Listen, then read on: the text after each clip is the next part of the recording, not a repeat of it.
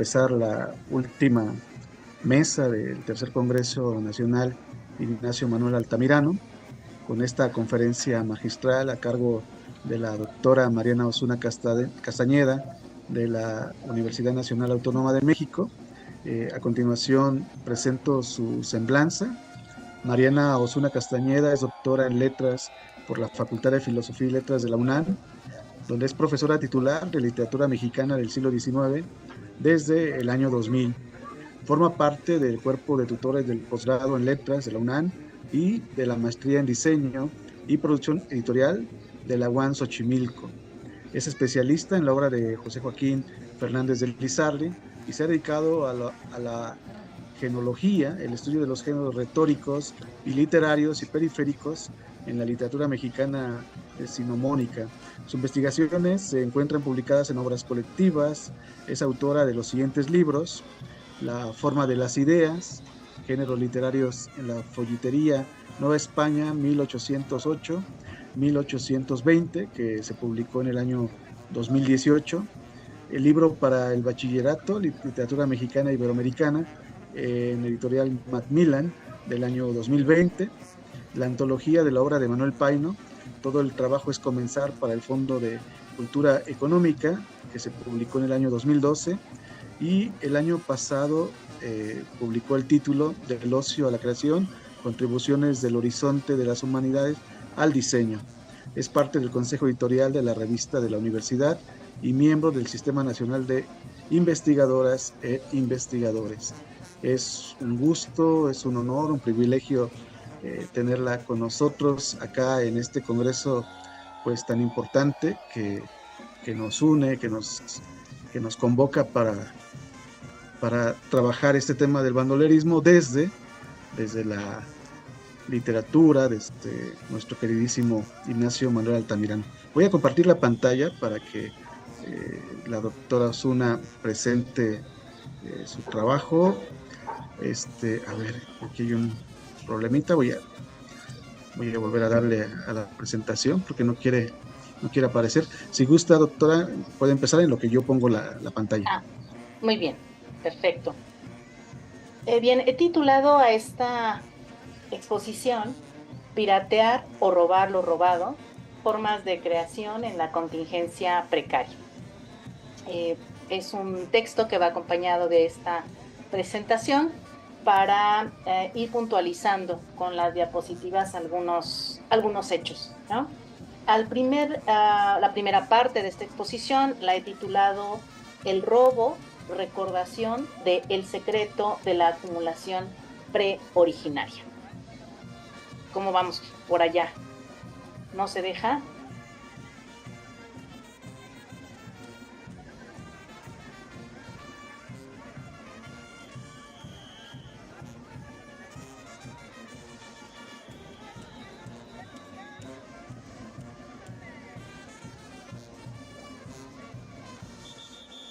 Luego sucede.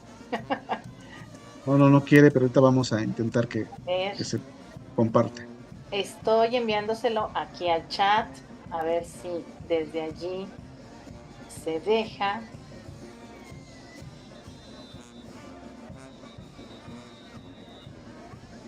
Ya vi por qué, porque no tenía permiso para compartir pantalla, ya lo puse.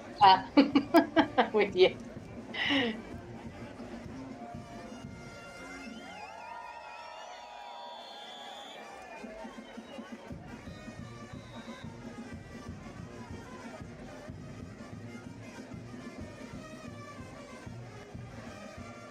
Un segundito. Ahí vamos, ya. No quiere presentar. A ver. Estoy presentando yo, a ver si así se deja. Déjeme, a ver, visualización.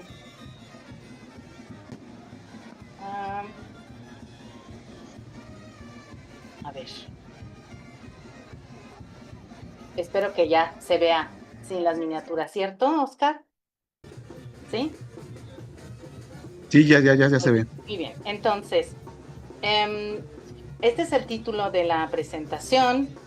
Y bueno, la primera parte se llama precisamente El robo, recordación del secreto de la acumulación preoriginaria.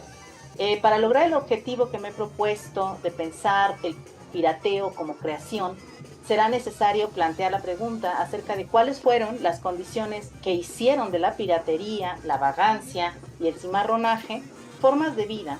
De ahí que inicie esta exposición hablando de los procesos de despojo y criminalización que empujaron problemáticamente a cientos de miles de personas a inventarse. Entonces le pido a los escuchas y a los asistentes remotos que me tengan un poco de paciencia, porque esta ocasión, que agradezco muchísimo, me ha permitido hacer una ruta un tanto larga, no tanto para hablar directamente del bandolero o directamente del ladrón o del pirata, sino de las condiciones que podríamos examinar alrededor de estas vidas, ¿no? Entonces les pido paciencia. En el celebérrimo capítulo 24 del tomo primero del Capital, titulado La llamada acumulación originaria, Marx abre con el apartado titulado El secreto de la acumulación originaria. Explica que la acumulación capitalista descrita a lo largo de los primeros 23 capítulos de este primer tomo presupone, cito, una acumulación que no es el resultado del modo de producción capitalista, sino su punto de partida. Esta acumulación originaria desempeña en la economía política aproximadamente el mismo papel que el pecado original en la teología. Por ahora, quiero detenerme a enfatizar estos dos juegos de lenguaje de Marx. Secreto es algo que deliberadamente ha sido ocultado, supone volición, y detrás de la volición, del deseo, de la decisión, pues podemos intuir una intención. El otro juego de lenguaje es la frase pecado original. Se refiere a una fundación mítica que justifica las atroces consecuencias de ese muy bien guardado secreto. Bien. A pesar de la importancia, o sobre todo por la importancia de este capítulo en especial del Capital, tendremos que esperar hasta el siglo XX para que se revele la densidad de ese secreto de la acumulación originaria. Ajá.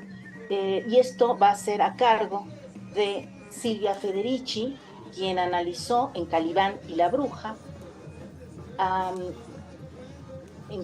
analizó tanto el desplazamiento y despojo de las poblaciones rurales, que de eso trata precisamente el capítulo 24, de cómo los señores por ahí del siglo XV, del siglo XVI, van a empezar a desaparecer las tierras comunales, despojando a los campesinos, arrojándolos a la intemperie. Eso es lo que narra Marx en el capítulo 24, y dice, entonces Marx, necesitas producir pobres para producir precisamente la acumulación originaria, ¿sí?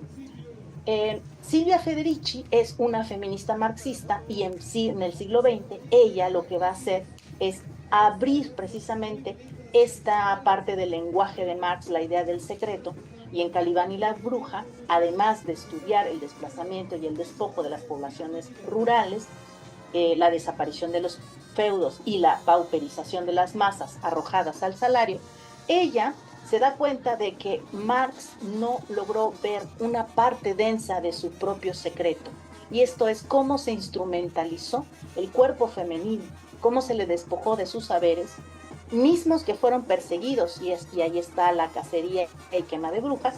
Y el análisis de Federici permite comprender que el análisis de Marx estaba incompleto en cuanto a cómo surge la acumulación originaria, porque la reproducción de personas necesarias, cuerpos empobrecidos, solamente era posible, y es posible, por medio de los cuerpos femeninos, los cuales debían someterse, como se sometieron también los cuerpos de los campesinos, a las necesidades y ritmos que exigiría la aparición de la clase obrera trabajadora en el nuevo orden de los cuerpos, el orden del patriarcado del salario. La estudiosa ubica en este proceso el momento en que se instauró un patriarcado en las entrañas del capitalismo. Surge así la devaluación del trabajo femenino. ¿A qué se refiere Federici? A que trabajos necesarios para la acumulación originaria del capital, como era, por ejemplo, el remendado de ropa, era un trabajo adjudicado a los cuerpos femeninos. Pero aunque era tan esencial como la sastrería, se le pagaba menos a las mujeres, por ejemplo, ¿no? Y bueno, los cuidados y la reproducción de la vida, etc. Esa es la devaluación del trabajo femenino. Y el incremento de la prostitución. No es que no hubiera habido prostitución antes del siglo XVI o el siglo XV, sino que estos procesos llamados de acumulación originaria impulsan precisamente, desalojan a las mujeres de sus propias condiciones de subsistencia, que eran muchas veces la partería, el cuidado de otros hijos, el cuidado de enfermos, pero también una serie de trabajos como por ejemplo la horticultura, que les devengaban dinero, ¿no? Marx, en su capítulo citado, refiere cómo se dictaron leyes que legitimaron el saqueo de los señores, al tiempo que se promulgaron otras leyes que castigaban los cuerpos renuentes a la productividad, leyes contra la mendicidad y sobre los ladrones y carteristas, y que los obligaban al trabajo. Federici también da cuenta de cómo se legisló para perseguir a las mujeres disidentes o aquellas que, empobrecidas doblemente, porque fueron arrojadas del campo, porque fueron perseguidos sus saberes, pero además porque su trabajo estaba devaluado, como hemos dicho, buscarán entonces, y solo entonces, vender sus cuerpos, pero también de manera devaluada. Bueno, no solamente el empobrecimiento arroja a estos cuerpos femeninos muchas veces a la prostitución, sino que se hacen leyes en contra de la prostitución. Entonces, el capital te quita tus medios de vida, te arroja a la mendicidad, al latrocinio o a la prostitución. Pero encima de todo el Estado hace una ley para castigarte por aquello que primeramente te quitó, que fueron tus derechos a la subsistencia. Federici, además, con mirada amplia, incluye el proceso de colonización de los cuerpos en América y en otras regiones como parte del nuevo orden. Es decir, para cuando América aparece ante la conciencia de Europa, esta subsumirá, o sea, Europa subsumirá todas las realidades diversas que existían en América a la única lógica de la rentabilidad de los cuerpos. De suerte que el proyecto histórico de cosificar la vida, que es el gran proyecto del capital, recibió, gracias a los procesos de colonización en América, que empezaron en el siglo XVI y que continúan hasta estos precisos instantes en que estamos hablando, un impulso constante al proceso de acumulación originaria. ¿Por qué? Porque cuando aparece América, ese proceso de despojo de tierras que llevaba ya 200 o 300 años, que llevaba 100 años en Europa, o 50 años, pues va a recibir una gran cantidad de territorio que van a despojarle a los pueblos originarios, más cuerpos para empobrecer y más vientres para gobernar y para producir personas. Además, la instauración de instituciones disciplinarias complejas que produzcan cuerpos e identidades a las cuales se les replique la rentabilidad como fundamento del orden social. Así lo sintetiza Juan Bautista Segales en este texto, que pueden ver ustedes aquí. Este es el título, está en Flaxo, a quien le interese. Y entonces, Marx habla de un secreto. Silvia Federici abre todavía un nivel más dentro del secreto del cual nos hablaba Marx. Bueno, pues Juan José Bautista Segales todavía abre más el secreto del cual nos hablaba Marx. Y cito: la acumulación originaria clásica, es decir, la que sucedió presupone el sojuzgamiento, dice Segales, del trabajador y la expropiación de tierras comunales, es decir, lo que ocurrió en la Inglaterra del siglo XVI y XVII. En cambio, dice, nuestra hipótesis es que la acumulación originaria a escala mundial presupone el sojuzgamiento y denigración de millones de seres humanos y la expropiación, usurpación y robo de inmensas tierras a escala mundial también. En nuestra hipótesis, y siguiendo a Aníbal Quijano, pensamos que solamente la acumulación originaria a escala mundial pudo permitir el despegue económico del capital como relación social. De lo contrario, este habría permanecido, como otras tantas formas de relación económica, solo de modo marginal.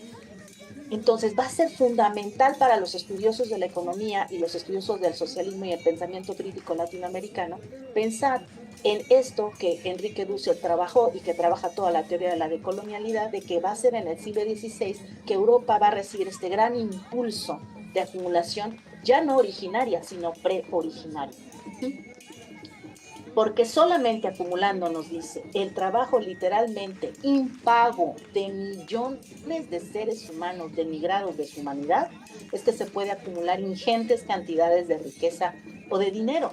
Precisamente por este motivo, como está aquí en la cita, el capitalismo habría reintroducido desde el principio la esclavitud como forma de trabajo impago o trabajo nunca pagado, que es el caso del trabajo del que habla Silvia Federici sobre las mujeres. Es el trabajo de los cuidados, el trabajo de la crianza, el trabajo doméstico, es decir, Marx decía, el obrero se levanta y sale a trabajar, y Silvia Federici dice, no, antes de que salga a trabajar ya comió, ¿no? Antes de que salga a trabajar ya se le lavó la ropa, ya se le cuidaron a los hijos, etcétera, ¿no? Entonces siempre el capital requiere de introducir un tipo de esclavitud o varios tipos y de trabajo impago, ¿no? Bien, más adelante, Segales concluye, desde el punto de vista eurocéntrico, reciprocidad, esclavitud, servidumbre y producción mercantil independiente son todas percibidas como una secuencia histórica previa a la mercantilización de la fuerza de trabajo.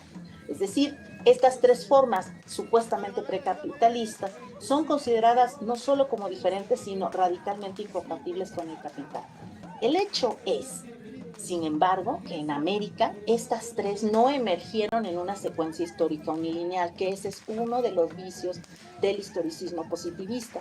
Pensar que había etapas de desarrollo del capital, y a América Latina, en esta invención del desarrollo, se nos dijo siempre, ¿verdad? Y se nos sigue diciendo que cuando alcancemos un nivel de desarrollo tecnológico tal o X o Y, vamos a lograr plenamente el capital y entonces habrá abundancia y prosperidad. ¿Sí? Sin embargo, los estudiosos posteriores, como Segales, gracias a la teoría de la decolonialidad, nos muestran que precisamente esto es una falsedad de origen, ¿no? ¿Por qué? Porque en América se mantuvieron tanto la reciprocidad, la servidumbre y la esclavitud de manera simultánea, ¿no? Y así lo dice él. En América la esclavitud fue deliberadamente establecida y organizada para producir mercancías para el mercado mundial y de ese modo para servir a los propósitos y necesidades del capitalismo. Eso sucedió, como sabemos, con la servidumbre o los trabajos forzados o la obligación de tributo para las comunidades indígenas, ¿no? Entonces, voy a regresar solamente para enfatizar que el capitalismo, según estos estudiosos, reintroduce la esclavitud como algo necesario para su desarrollo. Reintroduce también la servidumbre y la reciprocidad también. ¿Qué es la reciprocidad? Yo te doy tierra para trabajar y entonces pues tú trabajas y me regalas tu trabajo, por ejemplo, ¿no? Bien. Gracias a todas las reflexiones que acabamos de ver, ese secreto oculto se revela complejo. A la acumulación originaria le preexisten procesos intensivos de violencia que paulatinamente se institucionalizan siempre por ventura de la ley.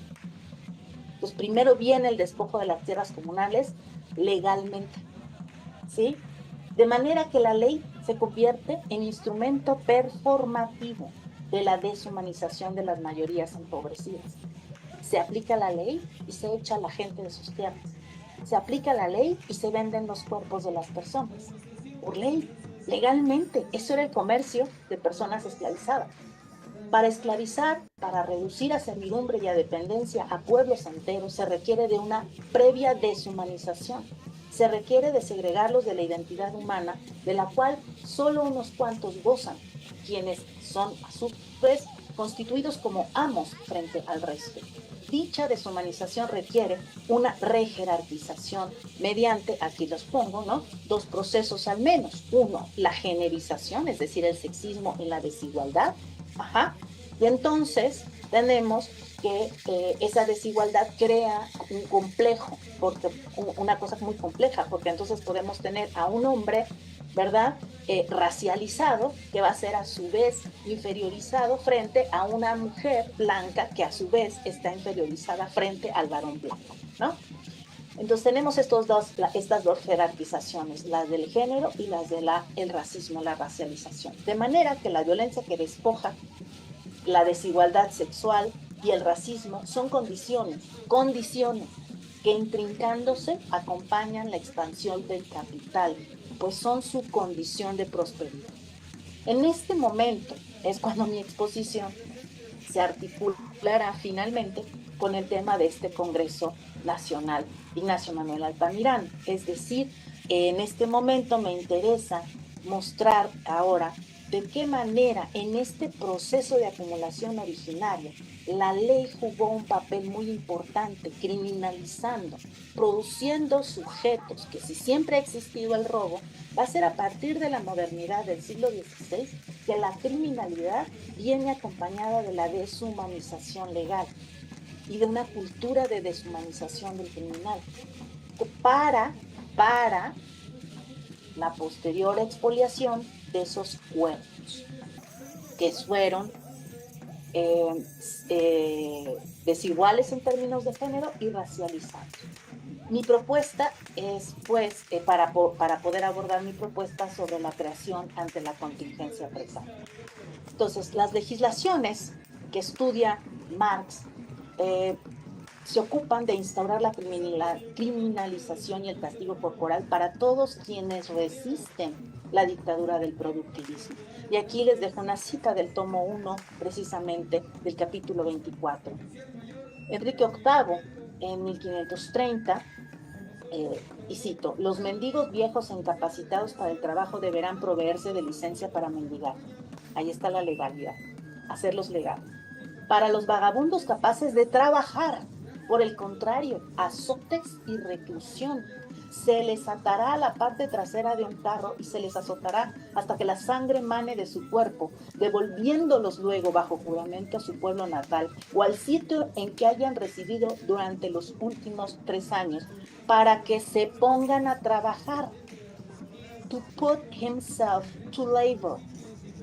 Entonces, aquí hay varias cosas. La primera, todo aquel que libremente no quiera ser productivo va a ser perseguido por la ley. Punto. La otra, va a ser puesto a trabajar. No solamente va a ser perseguido, lo van a poner a trabajar. Y la tercera, fíjense lo peligroso que resulta para la ley en ese momento la libre circulación de los cuerpos.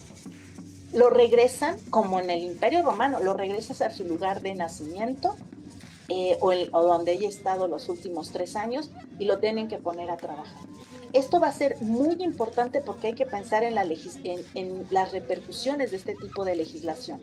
En Estados Unidos hoy en día, las personas que circulan libremente por su propio país, pero no se ve que estén haciendo nada, vamos a encontrar muchísimos testimonios todos los días de personas blancas que llaman a la policía porque aquí hay una persona que está haciendo qué, que está paseando. Y piénsenlo, por favor, reflexionenlo, hasta dónde precisamente las personas que habitan en las calles de nuestras ciudades, en nuestros pueblos, son vistas precisamente como criminales, como amenazas, ¿sí? Como sujetos a los que se les puede, como está sucediendo en Guadalajara, y como sucede como una estrategia de gentrificación en algunas ciudades, son asesinados y asesinadas. ¿Para qué? Para gentrificar esos espacios, ¿no? Entonces la criminalización es fundamental en el proceso de acumulación originaria, como lo muestra Marx. Una cita más, si me lo permiten. En el texto de Utopía de Tomás Moro, que también es del siglo XVI y que recordemos se inspiró en las noticias que tuvo de América para la elaboración de esta narrativa utópica, Tomás Moro deja este testimonio, por supuesto ficticio, en esta obra, pero que refleja lo que estaba sucediendo en la Europa de su tiempo. Y así ocurre que un glotón, ansioso e insaciable, verdadera peste de la comarca, puede juntar miles de acres de tierra y cercarlos con una empalizada o un vallado. La cerca es la aparición de la propiedad privada. Aquello que eran tierras comunales se convierte en la propiedad de alguien. ¿Y qué hace esta persona? Mortificar de tal modo, a fuerza de violencias e injusticias, a sus poseedores, que estos se vean obligados a vendérselo todo. La violencia, el hostigamiento, el acoso policíaco, de un modo o de otro, doble o quiebre, es decir, ya sea que se lo vendan por las buenas, ya sea que simple y sencillamente sean despojados, las personas no tienen más remedio que abandonar el campo. Pobres almas cándidas y míseras, hombres, mujeres, maridos, esposas, huérfanos, viudas, madres llorosas con sus niños de pecho en brazos, pues la agricultura reclama muchas manos de obra. Ese es algo más que está recogido en este texto, ¿no? Cuando hablamos de los desplazados campesinos, estamos hablando de una organización social en torno al cuidado comunitario de la vida. Unos cuidan a los niños, otros hacen la comida, otros preparan la tierra, en ciclos, ¿no? En ciclos complejos. Entonces, cuando una sola persona, una corporación se hace con las tierras, despoja no solamente a los campesinos, sino se promueve la desaparición de un tipo de organización social. Allá van, digo, arrastrándose lejos de los lugares familiares y acostumbrados sin encontrar reposo en parte alguna. La venta de todo su ajuar, aunque su valor no sea grande, algo habría dado en otras circunstancias, pero lanzados de pronto al arroyo, ¿qué han de hacer sino malbaratarlo todo? Y después que han vagado hasta comer el último céntimo, ¿qué remedio sino robar para luego ser colgados, vive Dios, con todas las de la ley? Te quito tus medios de subsistencia, te arrojo a la intemperie, te obligo a que te vuelvas ladrón, pero aquí te estoy esperando con las leyes para colgarte. O echarse a pedir limosna. Mas también en este caso van a dar con sus huesos a la cárcel como vagabundos por andar por esos mundos de Dios, rondando sin trabajar. Ellos, a quienes nadie da trabajo, por mucho que se esfuercen en buscar. Fin de cita. Bien, bajo el reinado de Enrique VIII, dice Marx, fueron ahorcados 72,000 ladrones grandes y pequeños. En tiempos de Isabel, nos va a decir una fuente de la época, los vagabundos eran ahorcados en fila. Apenas pasaba un año sin que muriesen en la horca, en uno u otro lugar, 300 o 400. Los vagabundos.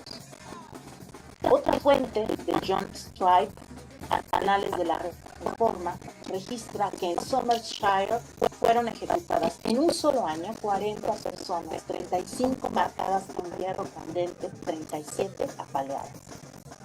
Bien, como registra Moro, los desposeídos robarán y el statu quo desarrollará una narrativa insidiosa en la cual el robo, la prostitución, la vagancia, la estafa conjuntan, según dice el statu quo, estrategias de subsistencia de aquellos a quienes se les impuso la explotación como destino, al tiempo que robo, prostitución, vagancia y estafa hacen eco de la tradición judeocristiana de la ley. Entonces, no solamente son perseguidos por la ley, sino que también son perseguidos por la tradición moral judeocristiana, que dice no robarás, no matarás y, por supuesto, que castiga la lujuria.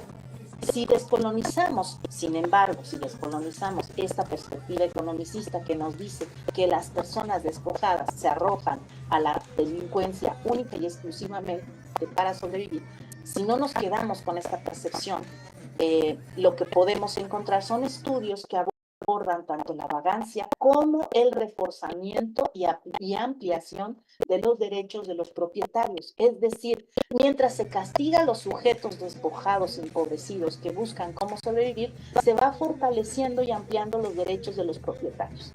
Podremos así replantear que criminalizar masivamente el robo consolida la cultura de la propiedad y que la legislación contra el robo reafirma la condición de propiedad de los cuerpos, razón por la cual, como sabemos, se puede pagar un robo en la época siglo XVII y XVIII, ¿verdad? Que a partir de hacerse con la soberanía de ese cuerpo, ya sea castigándolo corporalmente, ya sea encarcelándolo, ya sea enviándolo a galeras, ya sea enviándolo a las minas, trabajos forzados, como si el cuerpo fuera una cosa. Eso, este momento permite la universalización y naturalización del cuerpo en tanto objeto propiedad, que se puede intercambiar. Desde la obra, esto vamos a encontrarlo en diferentes legislaciones, ¿no? Por ejemplo, la obra de Silvio Zavala sobre la encomienda, que es importante, monumental y necesaria de examinar cuando estamos hablando de nuestras regiones, de la Nueva España específicamente. La encomienda era darle cuerpos a los encomenderos para que los explotaran, ¿sí? Y tenían que pagar con objetos. Y aquí, permítanme un paréntesis, cuando vemos o cuando analiza Silvio Zavala las listas de tributo de las comunidades indígenas, Aura Cumes, una antropóloga maya guatemalteca, analiza estas listas de tributación y encuentra que se tributaba, por supuesto, comida, chocolate, maíz, tortillas, mantas de algodón, 300 mantas de algodón cada 6 meses. Y yo les pregunto, y pregunta Aura Cumes, ¿quién hacía ese trabajo? ¿Quién hacía las mantas? ¿Quién hacía el chocolate? ¿Quién hacía el pinole? Pues las mujeres indígenas. Entonces, efectivamente, la servidumbre y la encomienda fueron formas de trabajo impago que sumaron a esta acumulación originaria de el capitalismo europeo.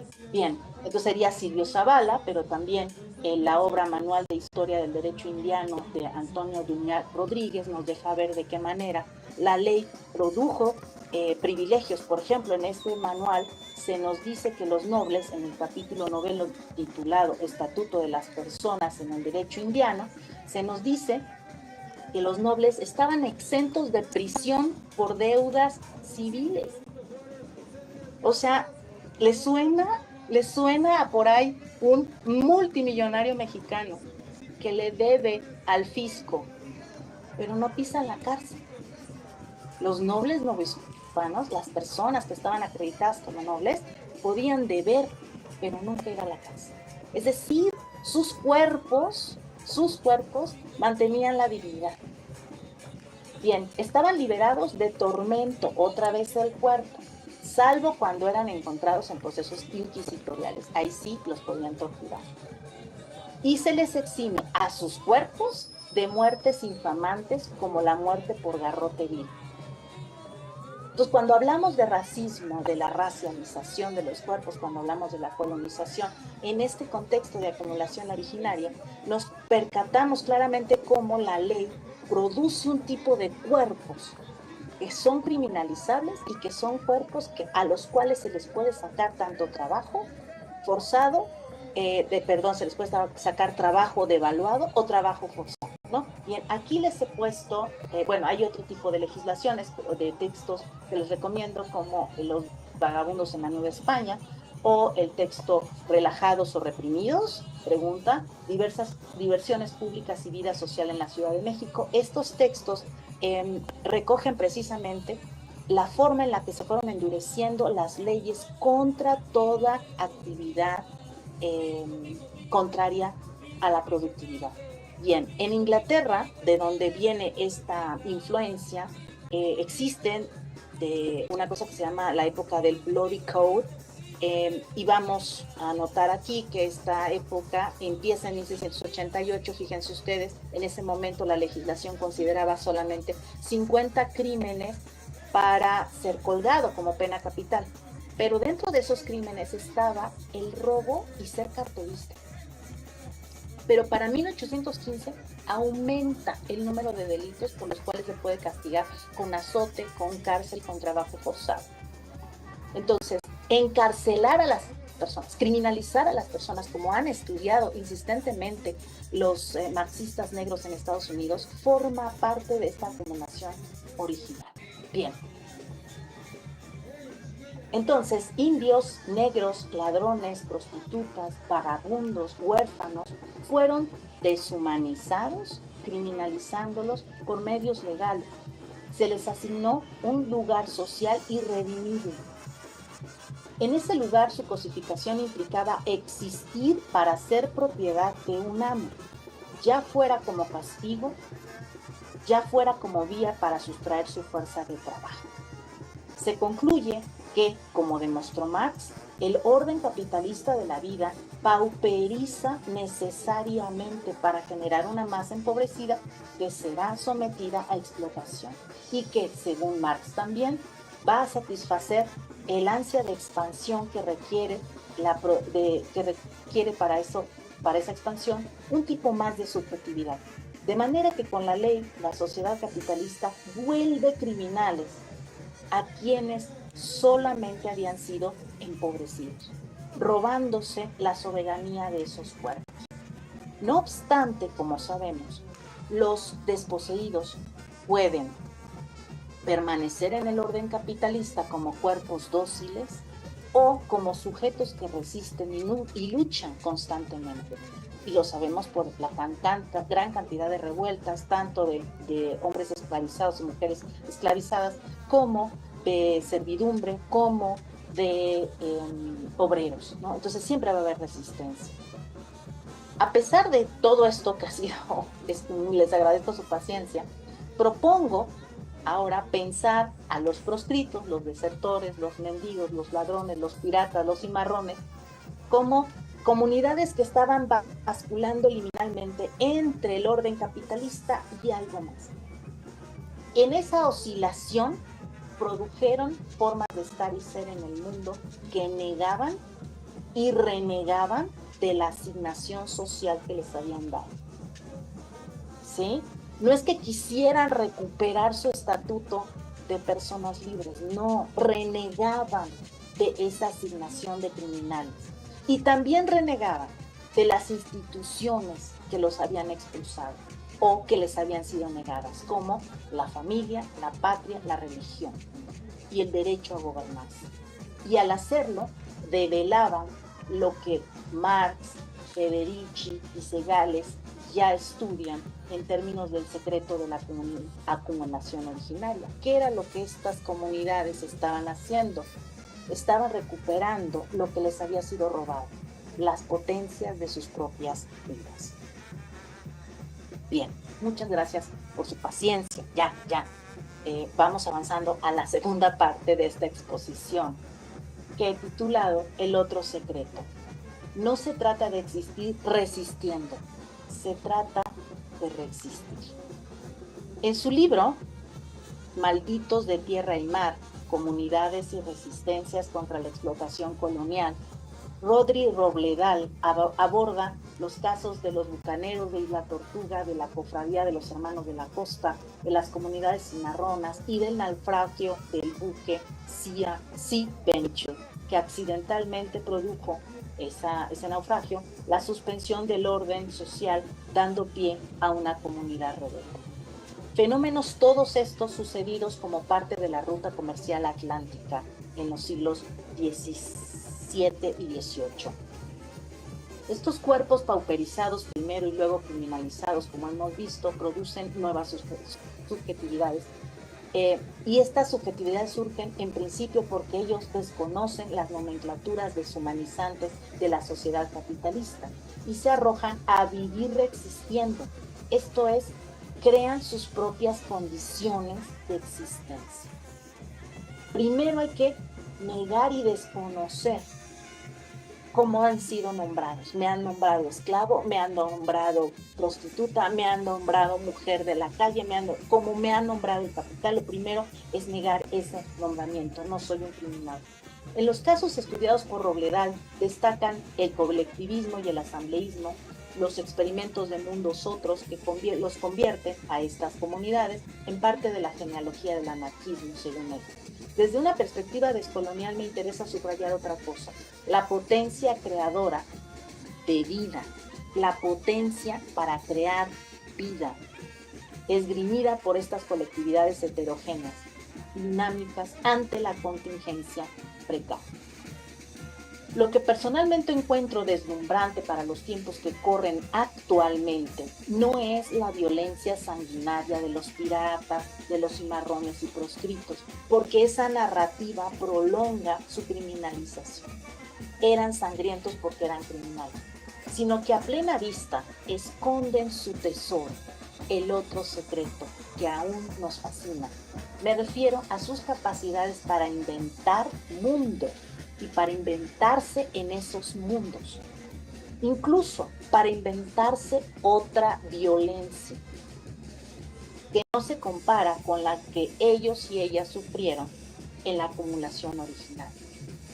Los malditos de tierra y mar, como los nombra Robledal, le hicieron violencia a la violencia y mataron a la muerte con la vida. En palabras, parafraseando el pensamiento de Gilles Deleuze. ¿Por qué? Porque se dieron a sí mismos primero nombres. El rompepiedras, el barba negra, etc. Se dieron nombres. Ajá. Emborronaron su origen. Eran apátridas. ¿Sí? Se convirtieron en campesinos en estos territorios nuevos, en cazadores, colectivizaron tanto el botín como la siembra, se procuraron la vida digna que les devolvía lo robado. Sintomáticamente, Robledal registra la convivencia de protestantes con católicos en estas comunidades, de blancos, negros, negras, indios, y las relaciones que apuntan tanto a la subversión como a la abolición de varias instituciones. Por ejemplo, de la familia heterosexual como célula del organismo social capitalista. En este sentido, el historiador B.R. Borg, en su libro, que aparece aquí, dice lo siguiente: las prácticas homosexuales no eran ni perturbadoras, ni pervertidas, ni exóticas, ni únicamente deseables entre ellos.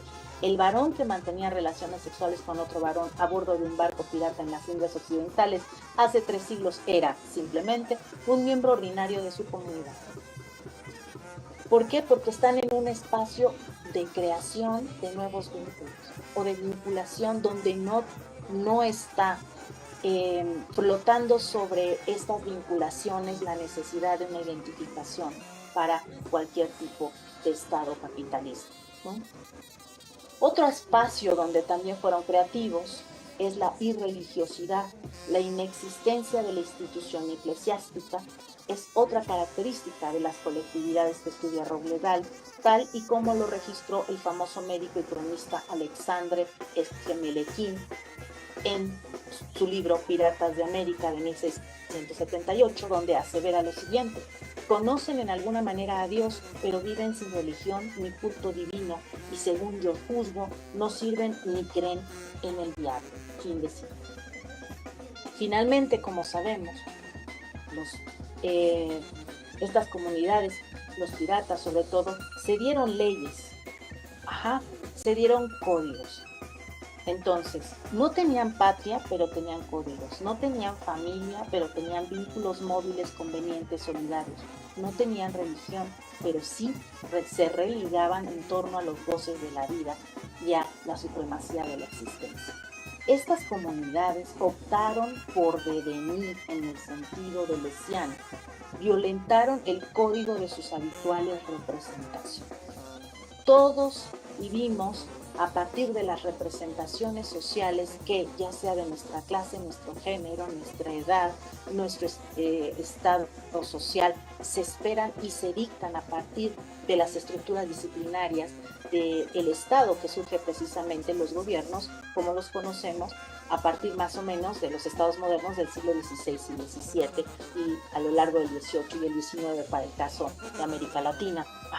Pero estas comunidades lo que hicieron fue precisamente violentar ese código de sus habituales representaciones. Ya en la mañana tuvimos una charla, una ponencia de la doctora Gabriela Ramos, que nos habló precisamente del uso del travestismo para algo entre los piratas, por ejemplo, ¿no?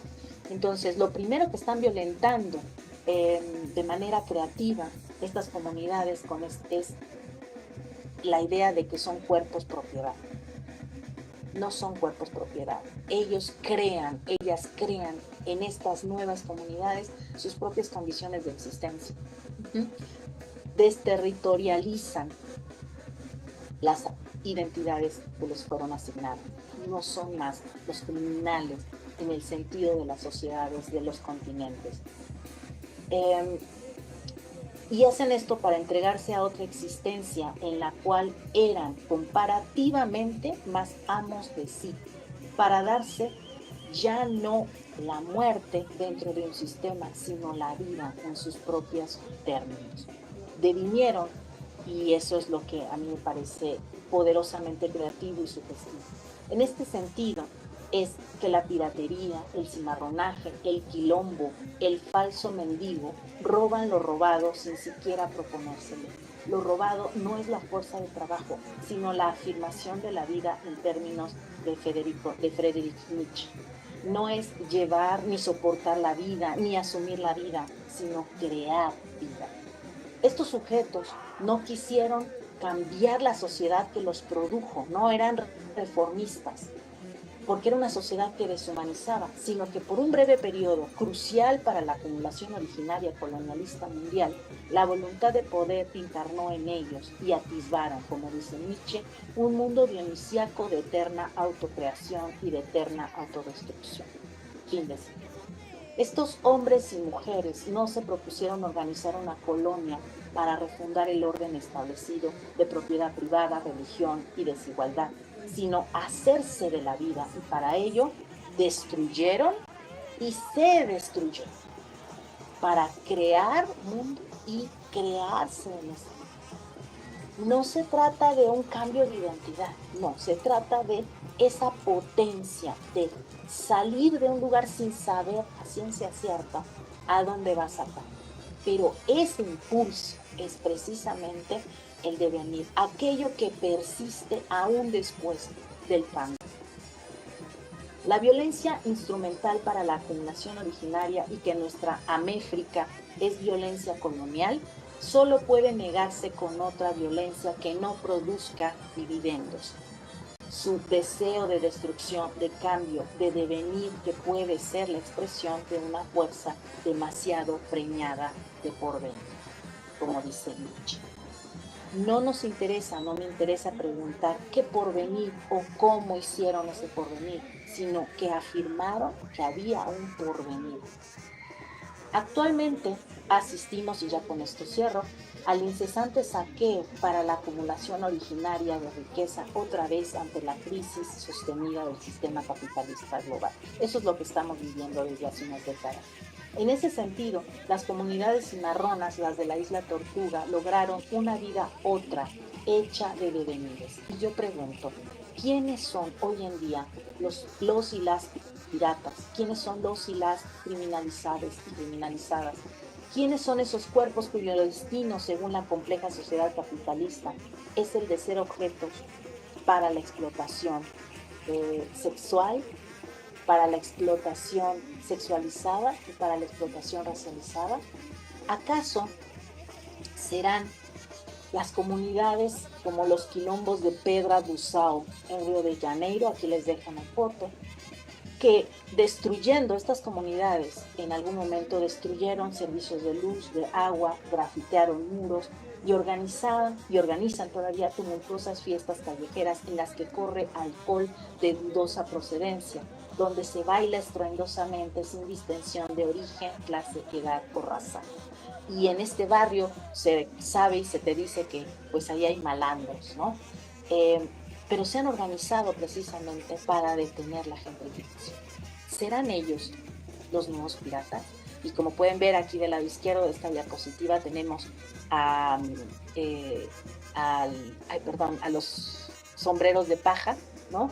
En esta fiesta a la que asistí en 2023, a Pedra do Sal, donde además en esta zona había un mercado de esclavos, que después se convirtió precisamente donde se desembarcaba y se comerciaba la sal. No se trata pues de afirmar su derecho a la vida, sino de afirmar la vida, la de todos, la de nosotros también. Muchas gracias.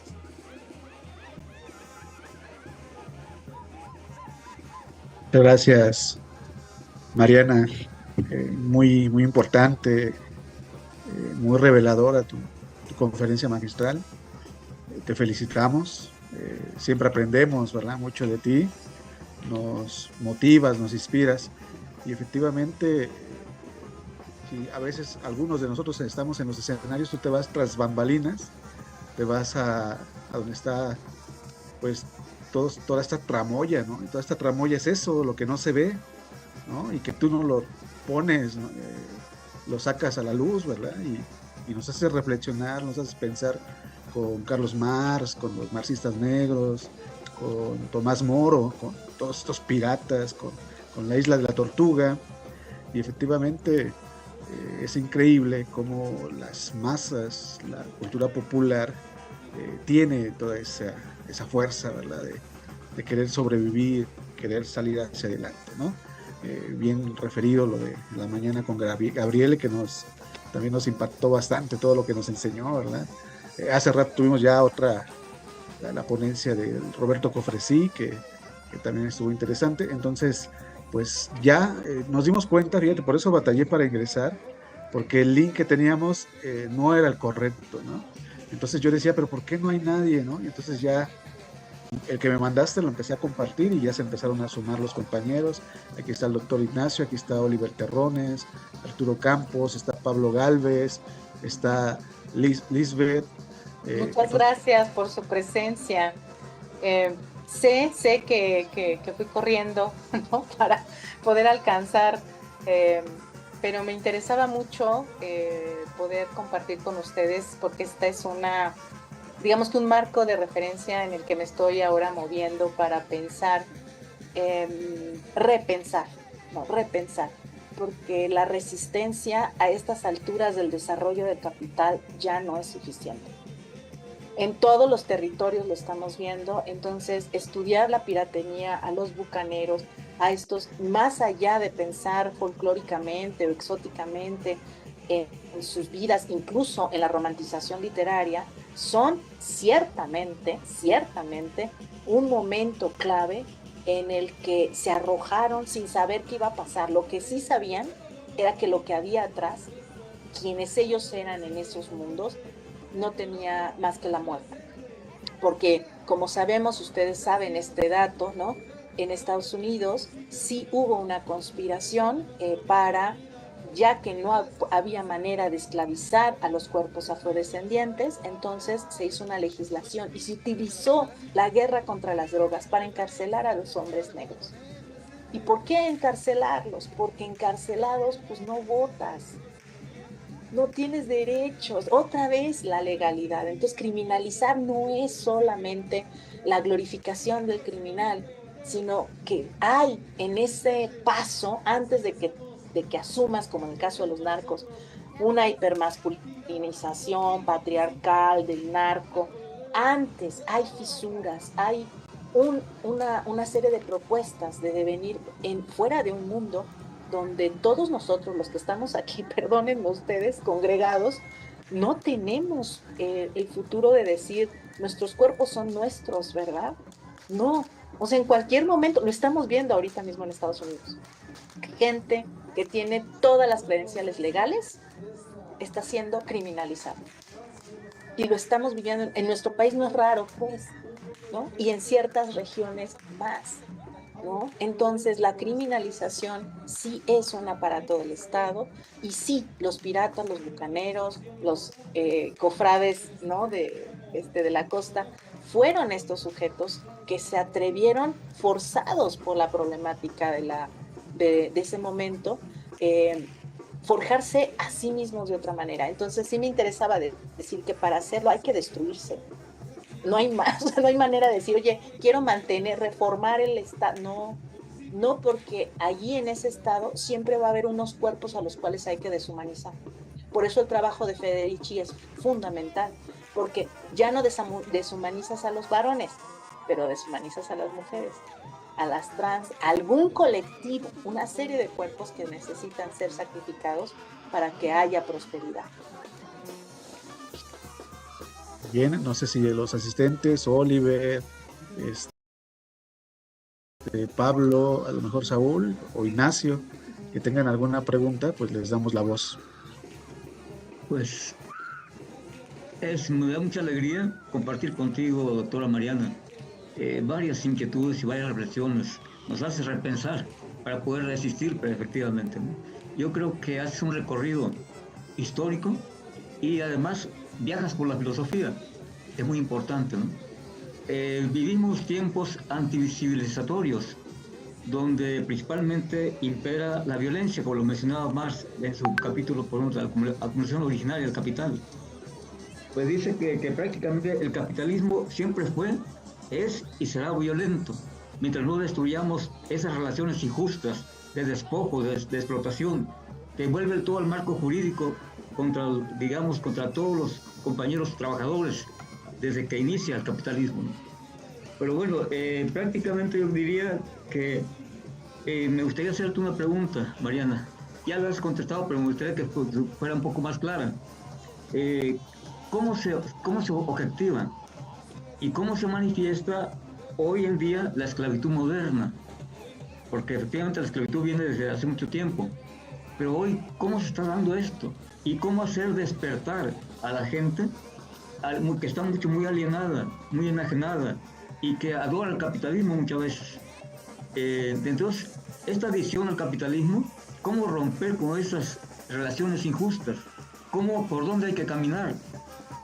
¿Por dónde hay que transitar hacia otros proyectos de vida donde realmente se resalte, se honre la vida, se dignifica el ser humano?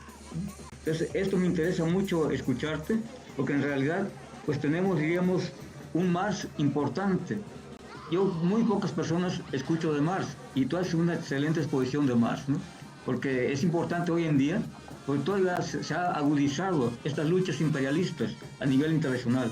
Y además, estas guerras, el despojo, el caso, por ejemplo, de Venezuela recientemente, de todos los recursos, y que esto nos pega directamente a todos los que pensamos de manera crítica. Y quisiera comentarte muy rápidamente que hoy por la tarde pues cesaron a Marx Arriaga como director de materiales educativos.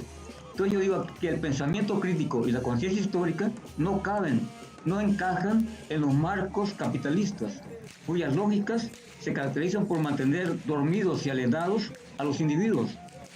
Cuando alguien se rebela contra el poder establecido, es excluido, marginado, criminalizado, desaparecido o incluso muerto. Y en ese sentido me gustaría escucharte su opinión. Muchas gracias, Mariana.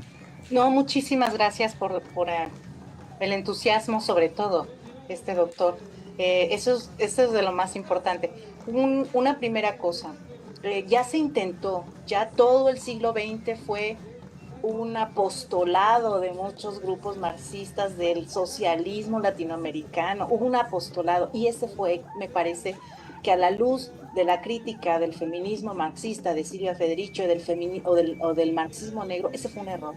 Uno no puede apostolar la vida, uno solo puede afirmarla, y eso implica que la propia vida sea una afirmación de la vida, ¿no?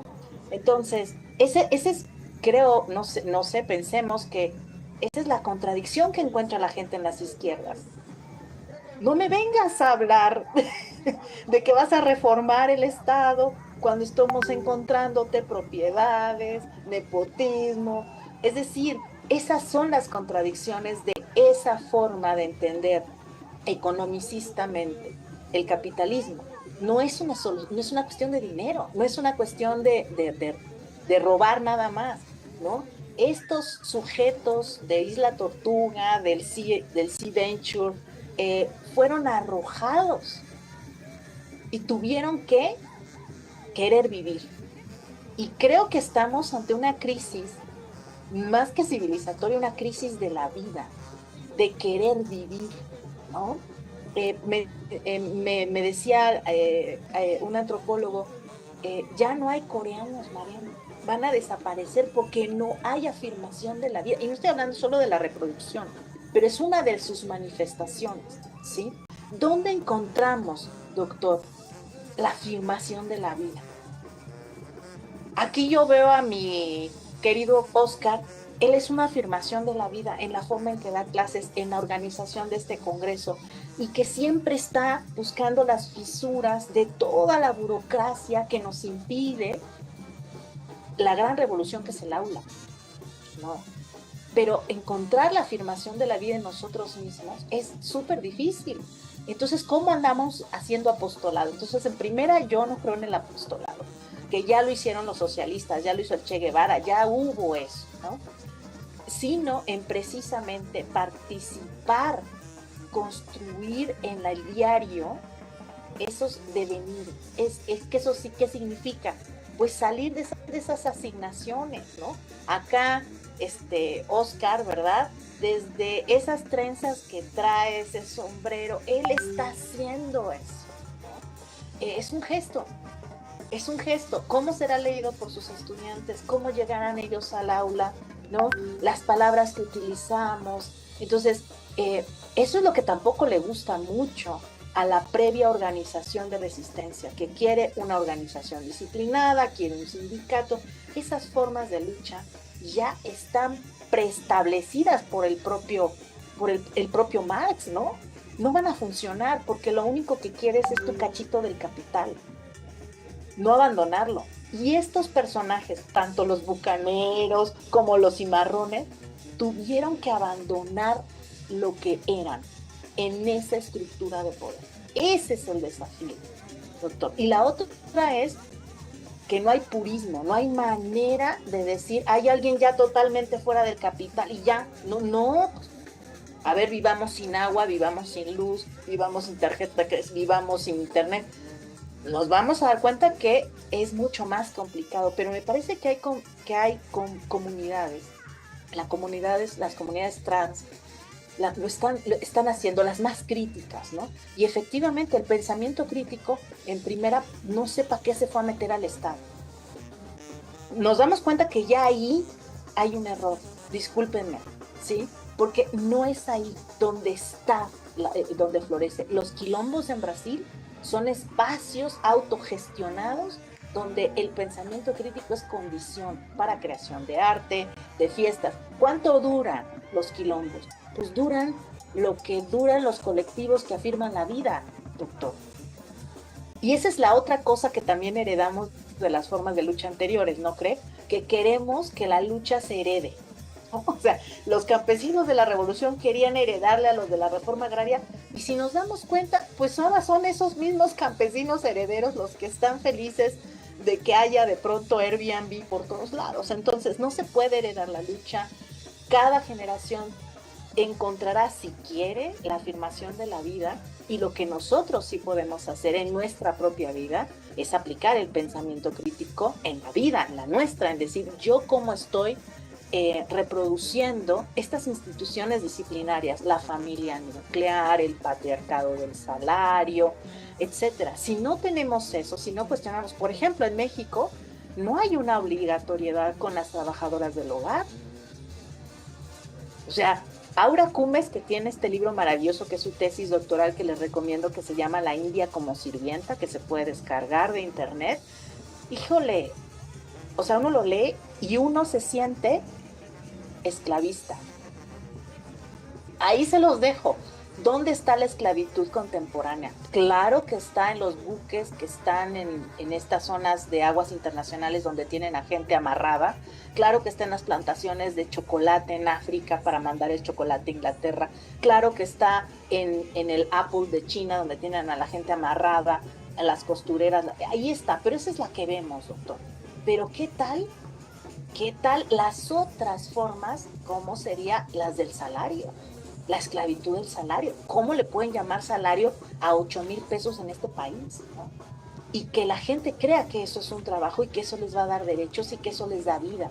Entonces, esas son las cosas que nosotros sí podemos desde el aula cuestionar. Y la otra, insisto, es no nos sentimos un poco esclavistas pensando en las empleadas domésticas, las empleadas del hogar sin contrato. ¿Cuántas veces un patrona le dice, oye, no seas malita, ven a ayudarme en Navidad? Yo conozco colegas universitarios que se atreven a pensar así, que le dicen a la ayuda doméstica, ven el 24, ¿no? Te pago triple. ¿Qué es eso, doctor? ¿Qué está dejando ahí? ¿Qué le estamos pidiendo? Le estamos pidiendo que no tenga familia. Le estamos pidiendo servidumbre. Ahí está. O sea, nos acompaña, ¿sí? Y así yo creo que esa es una clave insidiosa para que nosotros pensemos ¿qué tan capitalistas, qué tan esclavistas seguimos siendo? No sé si respondí a su pregunta, que fue muy estimulante, como puede usted constatar. Gracias por tus reflexiones, son muy importantísimas para todos nosotros. Oliver Terrones levantó la mano, lo escuchamos. Oliver, abre tu cámara para que te conozca Mariana también. Si puedes, Oliver, estaría lindo. Si no, pues te escucho. Hola Mariana, bueno, tengo una pregunta. ¿Tú consideras que la literatura, lo literario y el arte en general contiene, toda esa, pues, suerte de acumulación originaria, ¿no? Que nos describes de la mano de Federici, y pues todas sus dinámicas, ¿no? Generización, racialización, libre circulación, criminalización, vagabundeo, ¿no? Vagabundización, dentro de sus propias prácticas, en su propia dimensión, no sé si literaria, ¿no? O artística, o más bien solo es el resultado de todas esas dinámicas. Ay, muchas gracias. Una compleja pregunta, Oliver, de varios niveles. Ya ahí tenemos el trabajo del sociólogo de Pierre Bourdieu, tenemos el trabajo de Lukács, por ejemplo, tenemos el trabajo de Robert Darnton, de los que han estudiado las materialidades del libro y de los de la literatura, porque la literatura se transmite por medio del impreso en nuestra sociedad contemporánea y moderna. Y efectivamente, en el proceso de la producción de libros y de impresos, me congelé, ¿verdad? Creo que me congelé un poquito. ¿Ya? Ahora sí, ok. Entonces, en la propia producción del impreso y del libro hay acumulación originaria, hay explotación de personas, por supuesto, ¿no? Pero sobre todo hay otra explotación que es de la naturaleza. Entonces, en este momento que estamos viviendo y presenciando y que estamos testimoniando la extinción de ecosistemas completos, ¿no? Me parece que seguir considerando que la literatura o el arte están por encima de esa responsabilidad, considerar que podemos seguir produciendo libros a costa de el planeta, es algo que tendríamos que estar repensando quienes estamos dentro de los estudios literarios o de la escritura de la literatura. Esa es una. Y la otra es pensar que efectivamente, por lo menos en el sistema literario mexicano, que hoy en día no puede vivir sin la subvención del Estado, dentro del campo literario estudiado por Bourdieu, hasta dónde, Oliver, los premios, las ediciones, los sellos editoriales, que recordemos, hoy en día tenemos un duopolio del mercado editorial, en el cual los escritores complacen las líneas editoriales que les marcan los sellos editoriales. Por ejemplo, para que América Latina sea leída y vendida en Estados Unidos o en Europa, tiene que mantener las líneas de la violencia, los feminicidios, porque eso es exotizante y nos rebarbariza, pero también tienes que mantener un estilo literario no crítico con nada, ¿no? que insinúe. Entonces, esa América Latina es la que va a ser premiada, la que puede consumir el gran capital.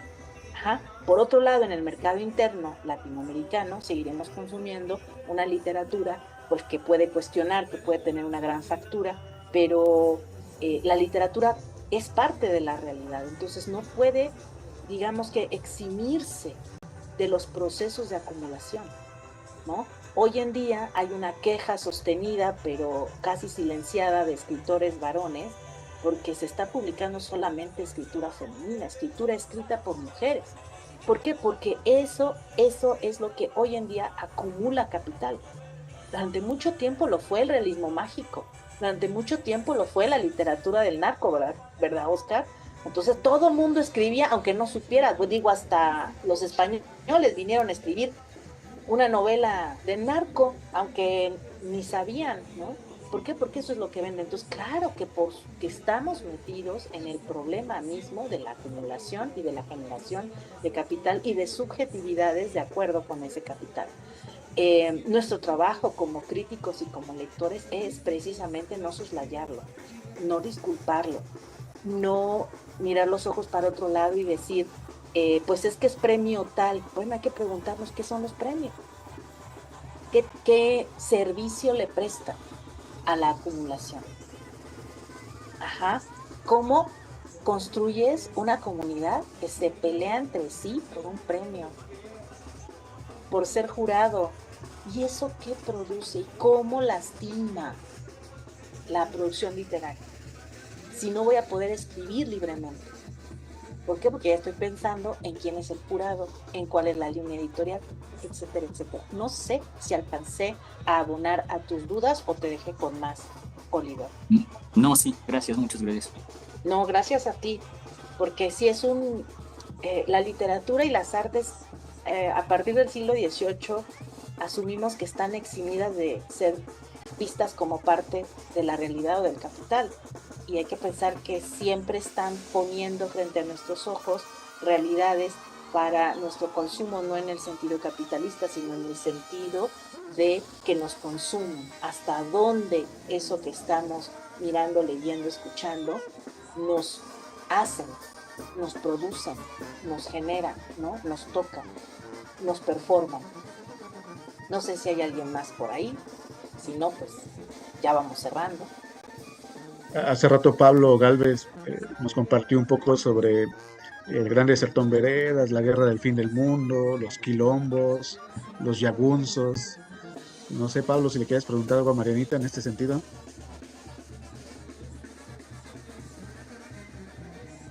Me encanta cómo Oscar engancha gente. O sea, ya habló de Pablo y ahora le dice a Pablo, ahora le pregunto. Hola, hola, ¿cómo estás, querida Mariana? Un beso, un abrazo muy grande con mucho cariño. Qué gusto saludarte y oírte.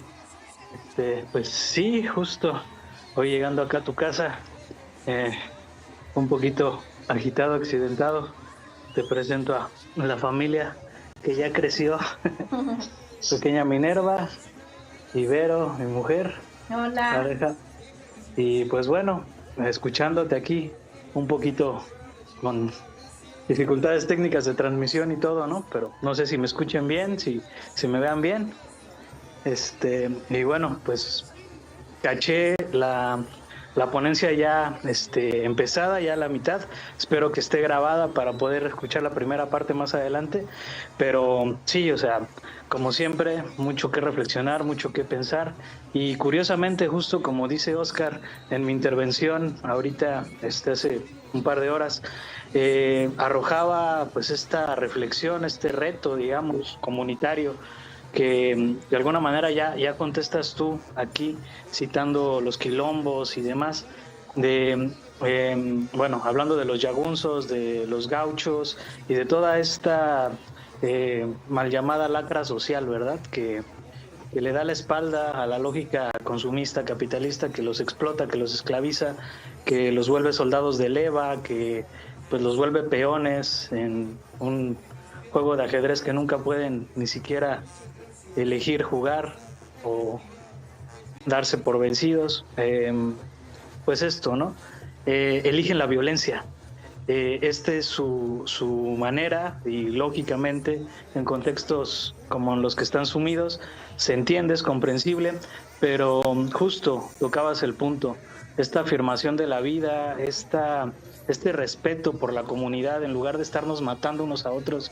Si bien por supuesto que hay una lógica capitalista depredadora, voraz, en medio de todo esto que atraviesa de cabo a rabo todos los conflictos y todas estas supuestas ideologías liberales y demás que vemos tan lamentablemente que están volviendo a imponerse en nuestra América Latina, con Kast de nuevo ahora en Chile, Milei que no se diga, y bueno, esta nueva presidenta impuesta ahora que Maduro cayó.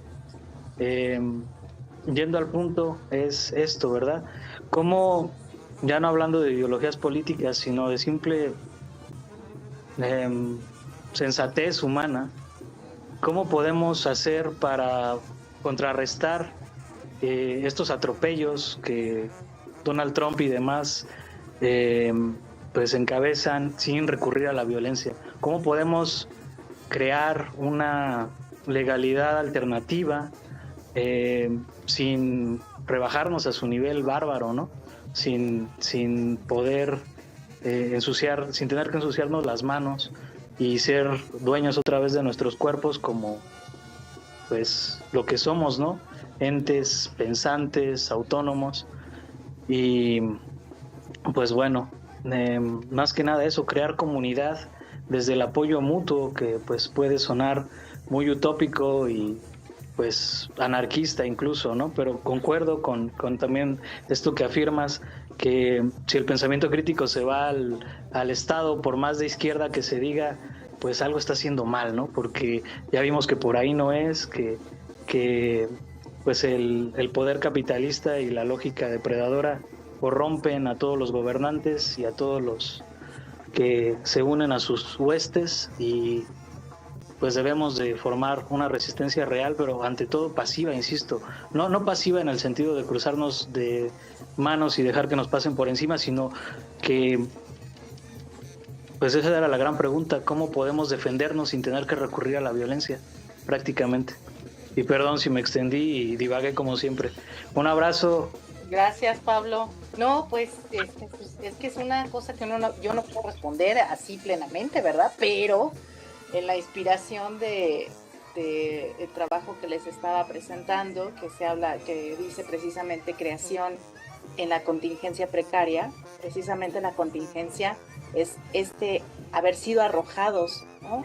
Bucaneros, personas esclavizadas, piratas, haber sido arrojados por este nuevo orden a la problemática de la realidad, a una realidad problemática. Y pues lamento decirlo, Pablo, pero como bien dice Nietzsche, ¿no? No se puede sin destruir.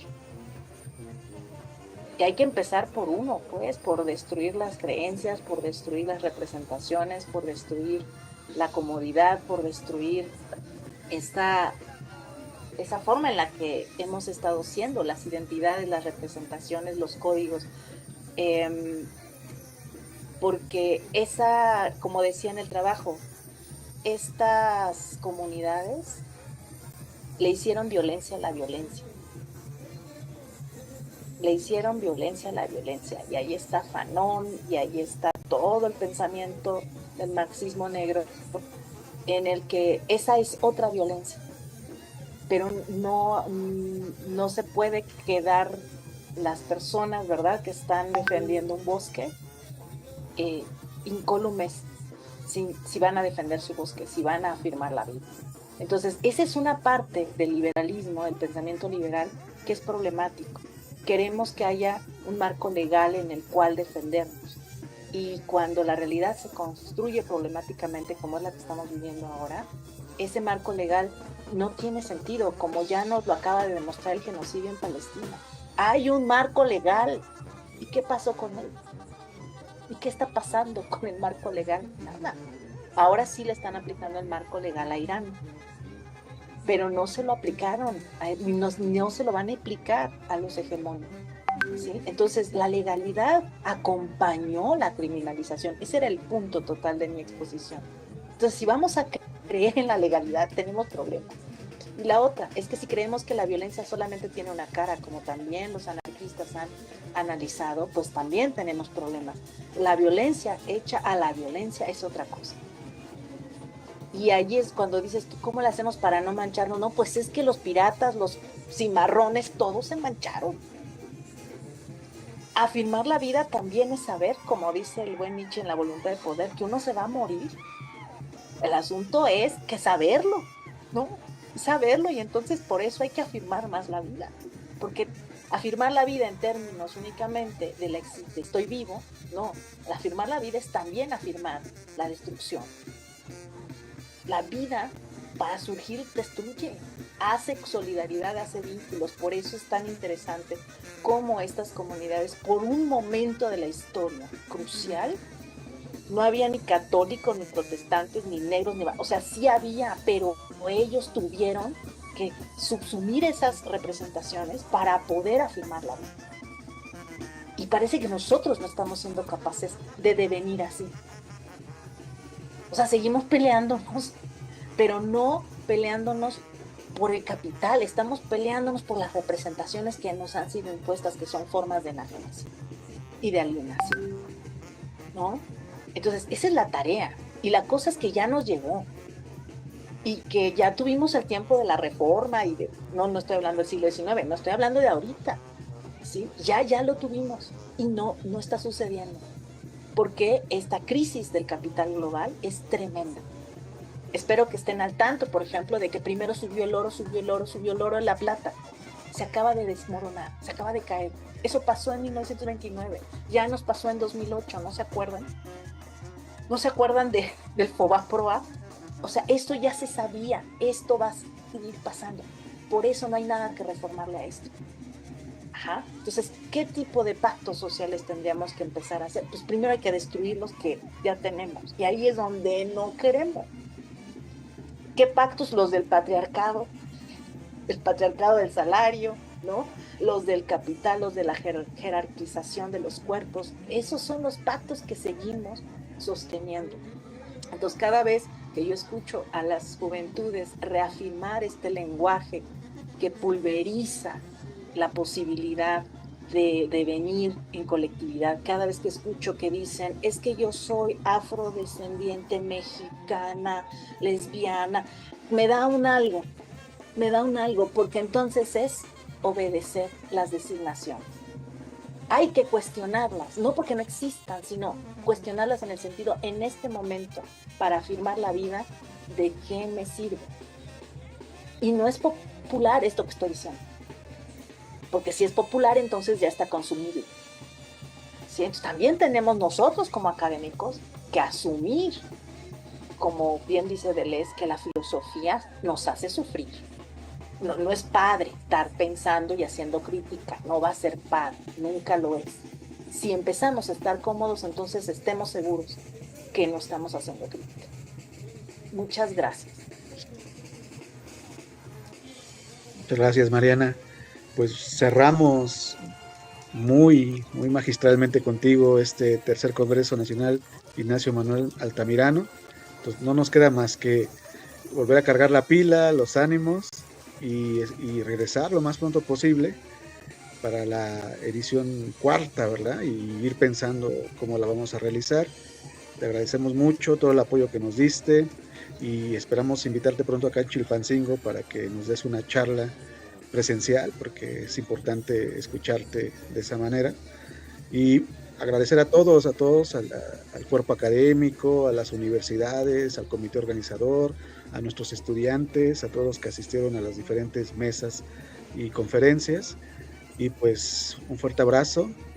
Muchas gracias.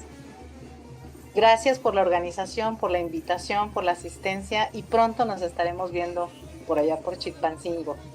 Un abrazo desde la Ciudad de México. Felicidades.